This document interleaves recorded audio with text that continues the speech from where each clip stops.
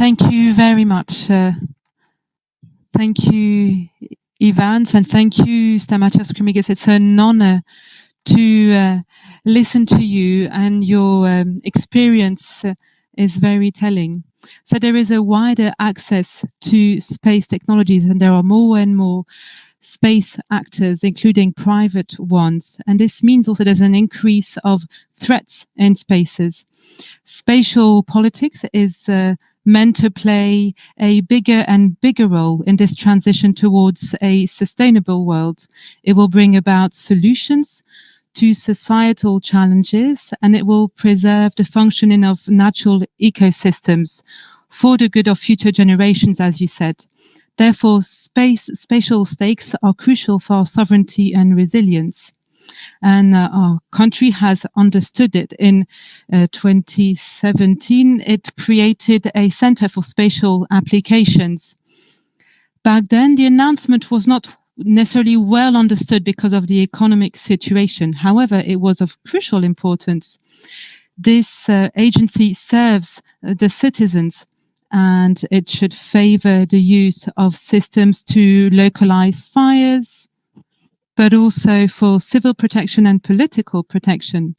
Therefore, my first question is the following. In Greece today, how important is the spatial domain seen in terms of economy and security? Secondly, space is important, especially in terms of cyber security and our daily life as well.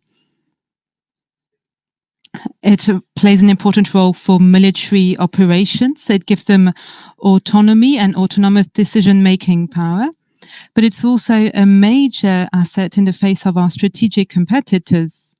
In this widened environment to more domains, it's more and more being contested.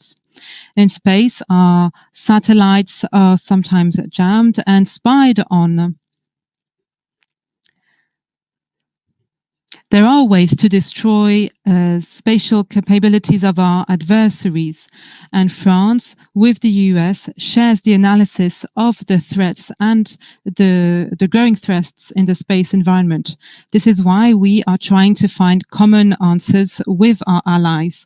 And in this matter, France has actually a strategy and a doctrine. And this leads me to my second question.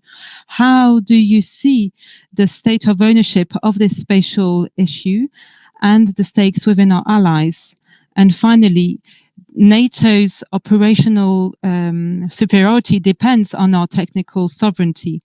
And this is why France wants to strengthen its cooperation with key partners, and with the US notably. And it wishes, for instance, to train people. And this is part of what we are looking at. We need to have our own way of dealing with this in Europe, and we must not solely depend on actors outside of Europe. Therefore, according to you, how can in Europe we can stimulate innovation and strengthen an integrated approach in all of the spatial logistic chain? Thank you. Thank you for the question. I hope I can remember all elements of it.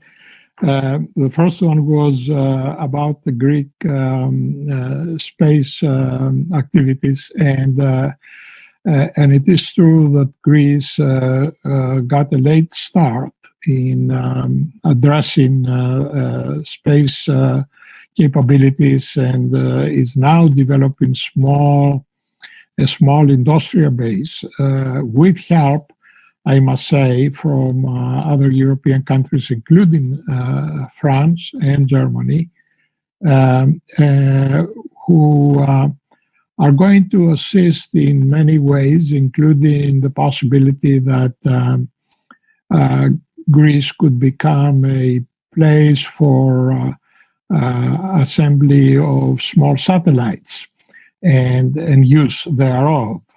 So the nascent space organization of Greece, the Hellenic Space Center, is now organizing to see to what extent not only utilize the Copernicus and other elements of the ESA program, but also how, in collaboration with other European countries within the ESA context, can develop some small satellites that would both enhance the technical capabilities and also serve its own national needs.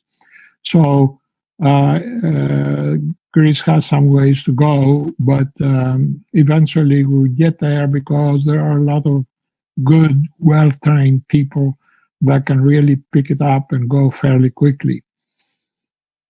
In terms of the of military space, needless to say, we all know the investments that France has made and the progress that they have made and the significance that they attach to military space.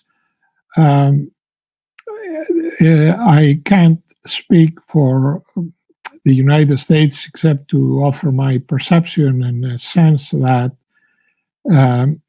probably from next year on, the willingness and policy of the United States is likely to be much closer to the thinking of the Europe and European Space Agency and CNES, the French Space Agency, about how to best utilize space for security and in the military sense as well.